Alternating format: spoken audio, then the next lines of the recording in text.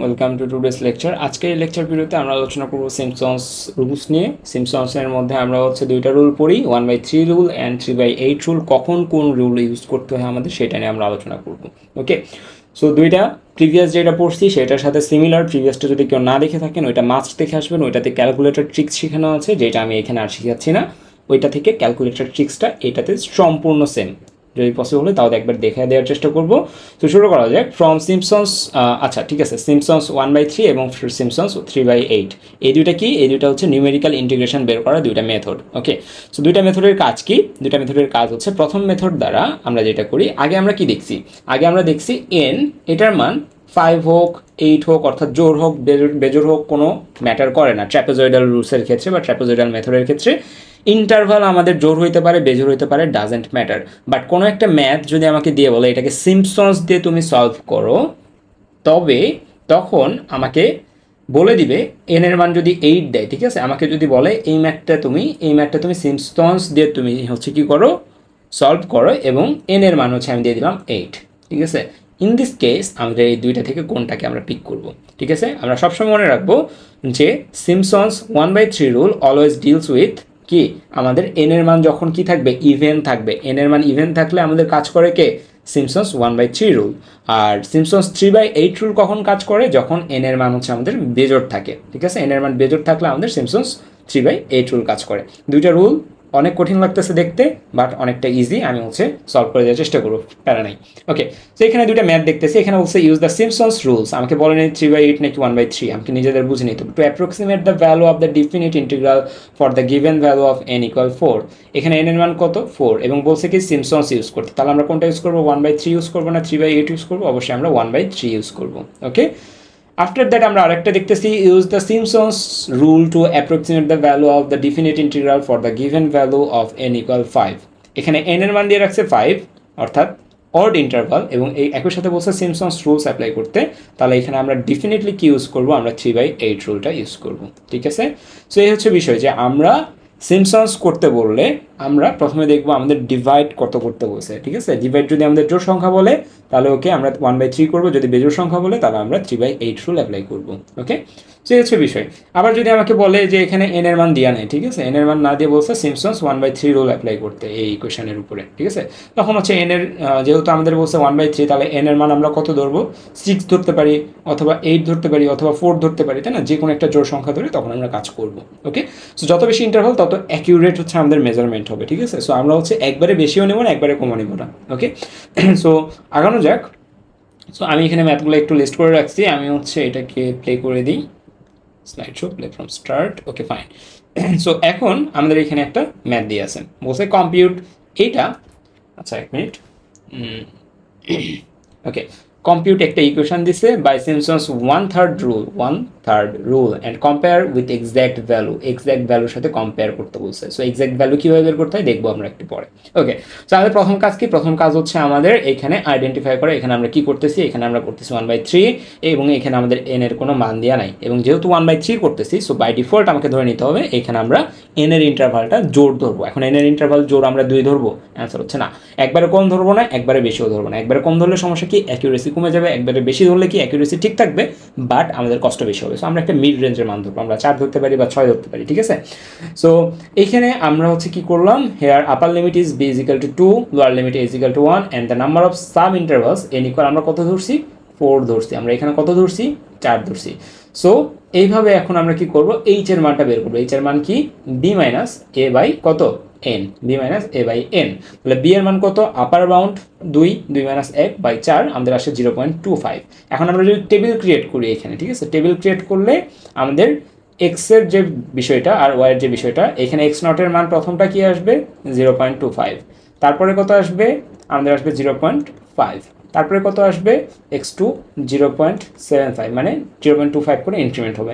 As like as the trapezoidal rule. Trapezoidal রুলে যা করছি সেম। আমি বলছিলাম কি 90 থেকে 95% সিমিলার পাবো আমরা। ওকে, x3 ক্ষেত্রে এটা হয়ে যাবে হচ্ছে 1, যেটা হচ্ছে আমাদের কি লোয়ার বাউন্ড, সরি।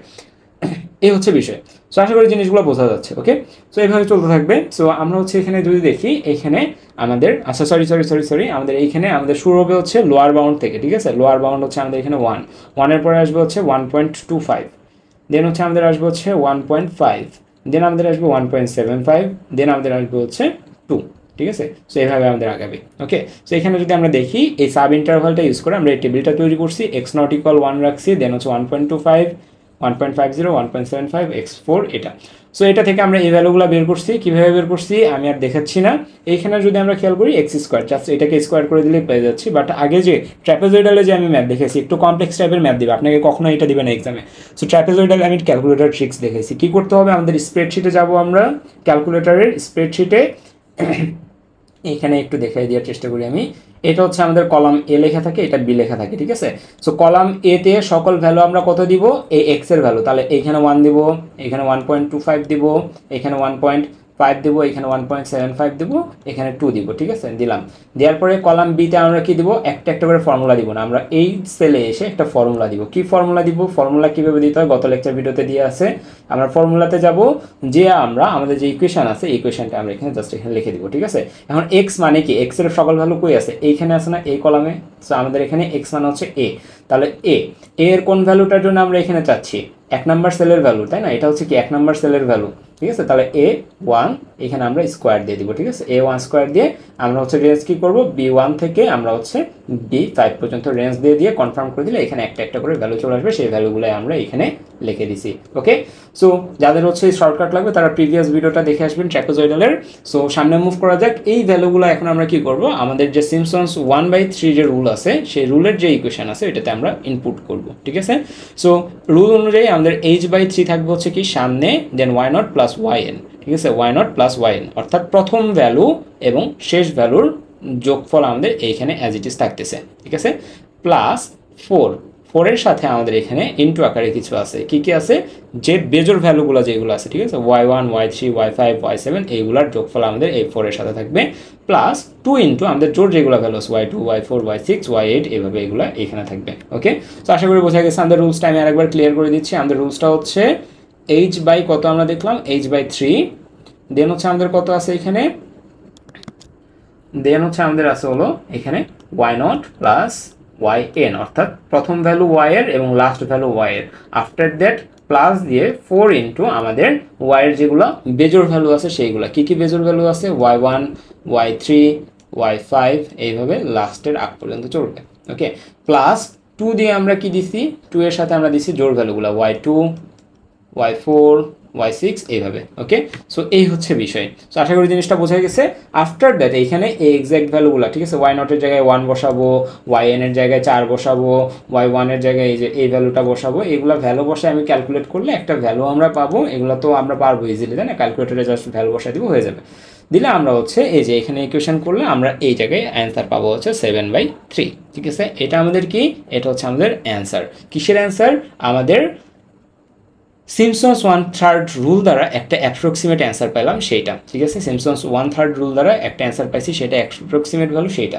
আমাদের কি বলছে, এক্সাক্ট ভ্যালুর সাথে কম্পেয়ার করতে বলছে। এখন এক্সাক্ট ভ্যালুর সাথে কম্পেয়ার কেমনে করবো ভাই, বিষয়টা হচ্ছে এইটাকে আমরা কি করব, এটাকে এখন আমরা হচ্ছে ডিকম্পোজ করবো, ঠিক আছে। এটাকে আমরা নর্মালি ইন্টিগ্রেশন যেমনি করতাম, এক্সাক্ট ভ্যালু আমরা পাবো কীভাবে, নর্মালি ইন্টিগ্রেশন যেমনি করতাম, ঠিক আছে, নর্মালি ইন্টিগ্রেশন যেমনি করতাম ওইভাবে করার পরে এই যে এখানে দেখি আমরা যে ফলোইং ফর দেম, এই যে এখানে আমরা যদি একটু খেয়াল করি, নাও এক্সাক্ট ভ্যালু ইজ এক্স স্কোয়ারের ক্ষেত্রে এক্স স্কোয়ার ডিএক্স, এটার হচ্ছে ইন্টিগ্রেশন যদি আমরা করি আমাদের কত আসবে, উপরে হচ্ছে এক্স স্কোয়ার প্লাস 1 হয়ে যাবে, আর নিচে কী হয়ে যাবে, 2 + 1 হয়ে যাবে, ঠিক আছে।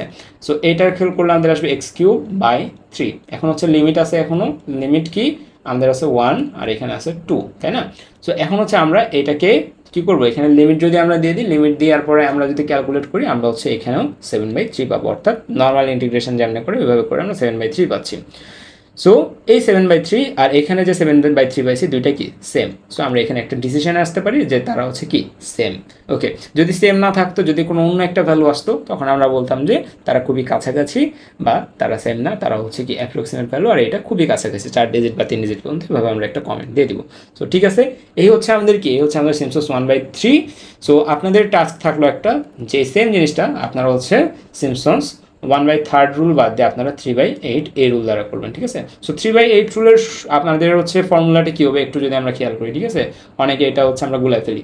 ফর্মুলাটা হচ্ছে আমাদের সেম 3h/8 এটা থাকবে, দেন হচ্ছে আমাদের প্রথমটা যোগ লাস্টেরটা থাকবে y net plus yn plus আমাদের থাকবে হচ্ছে 3 ইন্টু, ঠিক আছে, এই 3 ইন্টু এইখানে কিছু থাকবে প্লাস আমাদের এখানে থাকবে 2 ইন্টু এইখানে কিছু থাকবে, ঠিক আছে। সো 2 এর এইখানে যারা থাকবে তারা 3 এর এইখানে থাকবে না, এবং 2 এর এইখানে কারা থাকবে, এখানে থাকবে হচ্ছে 3 এর গুণিতক যারা, ঠিক আছে।